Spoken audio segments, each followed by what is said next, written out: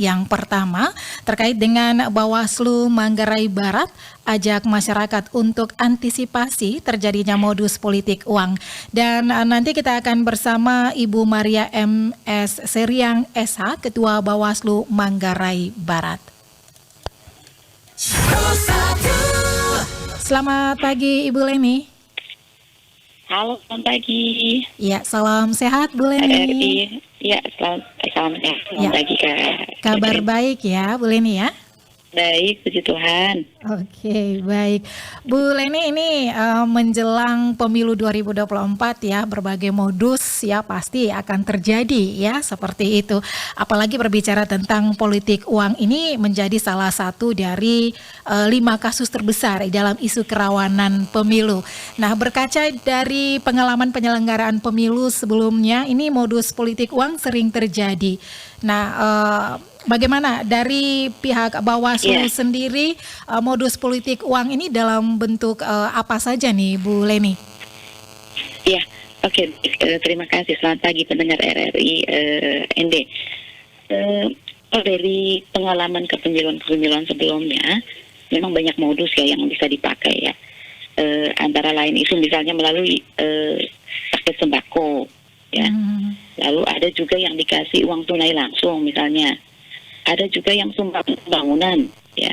Ada sumbangan-sumbangan yang dalam bentuk perbaikan fasilitas-fasilitas pembangunan, ya. Modusnya mungkin melalui bantuan pemerintah, ya, seperti itu. Lalu ada juga yang modusnya melalui apa? Janji-janji untuk memperbaiki fasilitas begitu. Dengan catatan bahwa memilih yang bersangkutan begitu.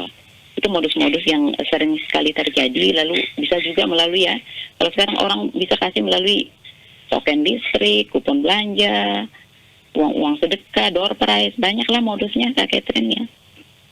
Oke, baik ya. Jadi ini dalam kegiatan politik ya, politik uang ini sering terjadi. Apakah hanya pada saat kampanye atau seperti apa nih Bu? Kalau yang ini biasanya jauh sebelum sebelum kampanye. Jauh sebelum kampanye sudah dilakukan oleh kandidat-kandidat begitu ya. Yang ingin maju ya di perhelatan baik itu pemilu DPR, DPRD, DPD, lalu maupun nanti di pemilihan kepala daerah, wakil kepala daerah. Baik, tadi Anda ya, silakan Bu. Tapi sayangnya kalau secara aturan kami Bawaslu sebagai lembaga yang diberi kewenangan untuk melakukan penindakan terkait politik uang, kami hanya dibatasi ada limitatif waktu juga buat kami untuk kami melakukan penindakan, dan itu hanya terjadi kami bisa melakukan penindakan misalnya itu jika ada praktek-praktek seperti itu terjadi di tahapan kampanye, di pungut hitung, di masa tenang. Jadi secara regulasi ya kami juga untuk bisa melakukan, makanya yang bisa kami lakukan itu sekarang itu Catherine ya, kami mau optimalkan upaya pencegahan. Baik, Bu Leni, ya tadi Anda sebutkan para kandidat. Apakah pelakunya ini cuma para kandidatnya saja atau ada tim suksesnya atau seperti apa nih Bu? Ya, kalau di lapangan yang terjadi kan orang bisa memakai orang lain kan, misalnya si A yang ingin maju, dia memakai orang lain gitu. Tapi kan kalau kita mau misalnya sebut tim sukses, tim kampanye, itu kan ketika sudah ada masuk masa tahapan kampanye. Ketika sudah masuk tahapan kampanye, nah kalau yang sebelum-sebelum itu kan semua orang bisa ikut terlibat ya, orang-orang dekatnya misalnya ikut. Tapi sayangnya kan untuk kita bisa menjerat ini kan susah. Makanya yang perlu kita bangun itu membangun kesadaran masyarakat ya untuk tidak terlibat, karena akibat dampak politik apa misalnya yang akan terjadi bisa kalau kita terus saja dengan praktek-praktek seperti itu. Seperti ini misalnya begitu. Praktek-praktek jual beli suara, janji-janji politik seperti itu. Begitu Kak Catherine. Oke, jadi ini 3 modus ya. Seperti itu ya yang terjadi politik uang begitu ya. Nah, untuk pemetaan kerawanan politik uang sendiri ini dari pihak Bawaslu berupaya pengelompokan kerawanan ini dalam hal apa saja Bu jika ditemukan? Ya, kalau kita ya untuk saat ini mungkin ya eh, eh,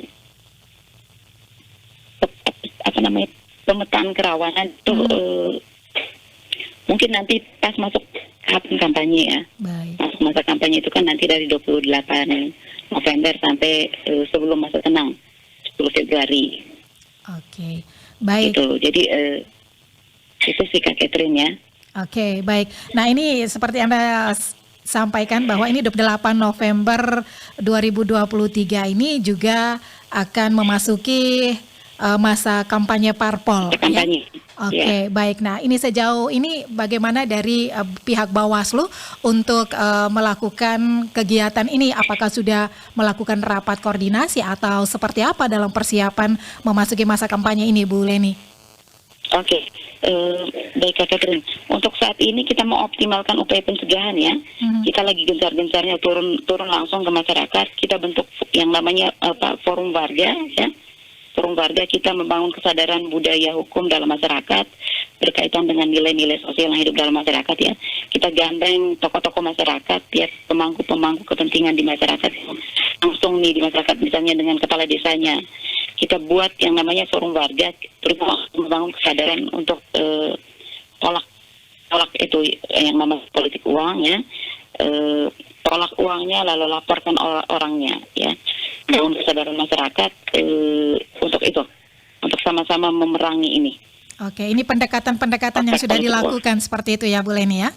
Ya, selain itu kita juga gencar melakukan sosialisasi ya, baik langsung masyarakat ke pihak-pihak sekolah misalnya, atau melalui kampanye media sosial.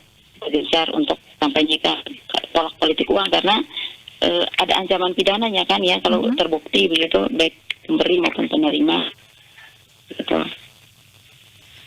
Baik Bu Leni, ini pendekatan-pendekatan yang humanis ya, yang perlu dilakukan kepada masyarakat untuk sadar bahwa berbagai modus yang akan terjadi menjelang pemilu ini harus dicegah begitu ya Bu Leni ya. Untuk bijak memilih begitu, jangan memilih orang yang hanya menjanjikan sesuatu gitu.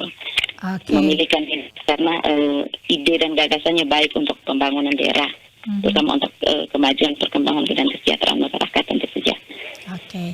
Baik Bu Leni, sebelum masuk masa kampanye ini nanti tanggal 28 November ini apa yang sudah dilakukan Bawaslu saat ini?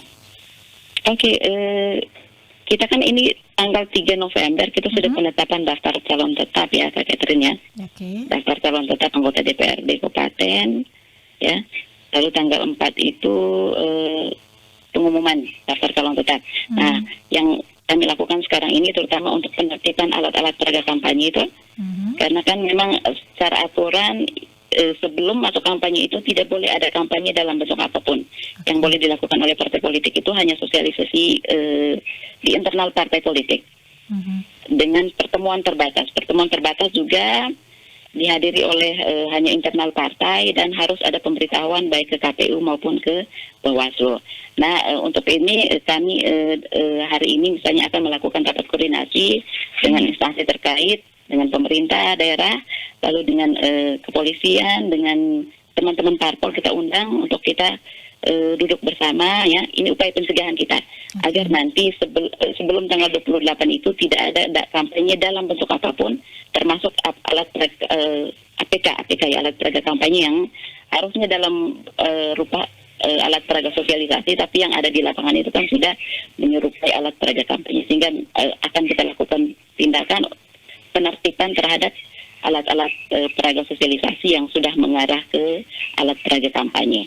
Oke, jadi ini jadi penertibannya ini akan dilakukan sesegera mungkin ya terkait dengan alat peraga kampanye begitu ya. Kita kasih waktu, kita sudah keluarkan surat imbauan ke partai politik agar kalau bisa dilakukan penertiban secara mandiri oleh teman-teman partai, sehingga alat-alat mereka itu, alat-alat peraga yang sudah ada itu kalau memang mau dipakai lagi setelah tanggal 28 itu kan mulai kampanye, jadi sudah bisa dipakai dengan catatan tentu saja memperhatikan ketentuan dari teman-teman KPU, terkait lokasi pemasangannya, begitu.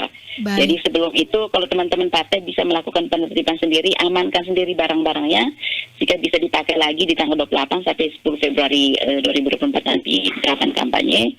Karena kalau kami dan teman-teman Pol PP misalnya yang akan melakukan penindakan di lapangan, kami tidak menjamin bahwa alat-alat peraga itu dalam kondisi baik.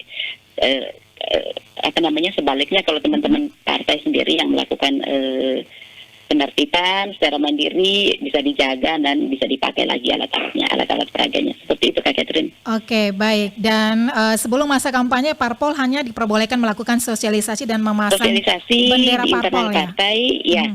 Internal partai. Kalau hanya bendera partai saja atau baliho partai saja ya dengan nomor urut partai itu boleh.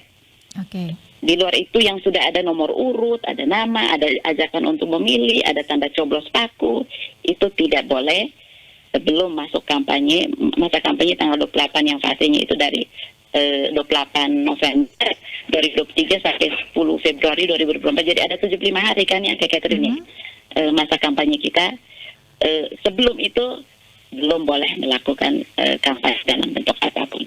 Oke, apakah juga termasuk di dalamnya tidak pasang iklan di ruang publik begitu, Bu? Nah, itu juga termasuk. Oke, baik. Termasuk iklan. Jadi iklan di media sosial. Ya. Baik, jadi ini berbagai unsur yang harus diperhatikan parpol ya dalam pemasakan alat peraga kampanye seperti itu ya. Iya. Oke. Sosialisasi yang tidak ada citra diri, unsur-unsur citra diri itu kan ketika sudah ada nama jelas-jelas namanya, nomor urutnya, ajakan untuk memilih, tanda coblos, nah yang seperti itu tidak boleh. Oke, belum baik. boleh. Ya. Oke, baik. Tidak menutup kemungkinan Ibu Leni ya, ketika surat sudah keluar ke berbagai parpol ya untuk penertiban APK seperti itu. Jika salah satu parpol ini tidak memenuhi ya, tidak mengindahkan surat tersebut, ini apakah ada indikasi tindakan aturan ya yang dikenakan kepada salah satu parpol ini seperti apa nih Bu Leni? Iya, baik. Kalau itu misalnya karena kita lebih ke pendekatan yang tadi seperti Kak Catherine bilang humanis ya, begitu ya. Kita mungkin akan menyampaikan ke teman-teman untuk tolong ditertibkan begitu, karena kalau mengingat jumlah keterbatasan jumlah pengawas juga kan tidak sebanding ya dengan teman-teman peserta begitu. Karena itu memang kita membangun kesadaran dari teman-teman partai untuk tolong ditertibkan, taat aturan, taat asas ya, jangan melanggar aturan begitu. Lalu jika itu tidak diindahkan mungkin akan sampai nanti ke yang namanya saran ya, kami sarankan untuk ini, lalu kalau saran kami juga tidak diindahkan mungkin akan sampai ke yang namanya pelanggaran administratif pemilu gitu. Baik. Dan diproses secara aturan. Baik, gitu, Bu Leni. Aturan yang berlaku. Gitu. Oke, pesan apa yang mau Anda sampaikan untuk setiap parpol yang ada, baik terkait dengan penertiban APK, kemudian juga tentang money politik nih, Bu Leni, silakan. Iya, baik. Mungkin untuk teman-teman peserta, teman-teman partai politik, pertama pasti sudah tahu lah aturan regulasi apa yang terkait dengan, terutama terkait dengan kampanye ya, tahapan kampanye, untuk tidak melakukan kampanye di luar masa kampanye itu sendiri. Jadi mari kita bermain dengan cantik ya, tidak menunjukkan hal-hal, karena kampanye itu kan bagian dari pendidikan politik ya. Mari kita memberikan pendidikan politik yang terbaik kepada masyarakat, tunjukkan bahwa kita itu semua memiliki citra positif ya, hingga kita mengajarkan hal-hal baiklah ke masyarakat, tidak melanggar aturan, tahu bahwa secara regulasi ini tidak boleh, jangan dilanggar seperti itu. Lalu kalau bisa ayo kita sukseskan pemilu 2024 ini menjadi pemilu yang berintegritas tanpa ada praktek-praktek kotor ya, seperti money politik tadi itu. Kita jaga untuk menjauhi itu, karena kami sebagai pengawas pemilu tidak akan mentolerir terhadap yang namanya, terutama yang dari politik uang itu tadi. Jika terbukti, tentu saja akan kami tindak secara tegas. Baik, dan untuk masyarakatnya? Masyarakat, ayo jadi pemilih yang bijak ya, memilih. Lalu kalau bisa terhadap yang namanya praktek-praktek politik uang itu, ya tolak uangnya, lalu laporkan orangnya ke Bawaslu, gitu. Baik, terima kasih Bu Leni untuk waktunya pagi ini bersama RRI Pro 1 ND. Kak Catherine, terima kasih RRI ND. Oke, salam sukses Selamat Bu pagi. Leni. Selamat pagi. Selamat pagi Kak Catherine.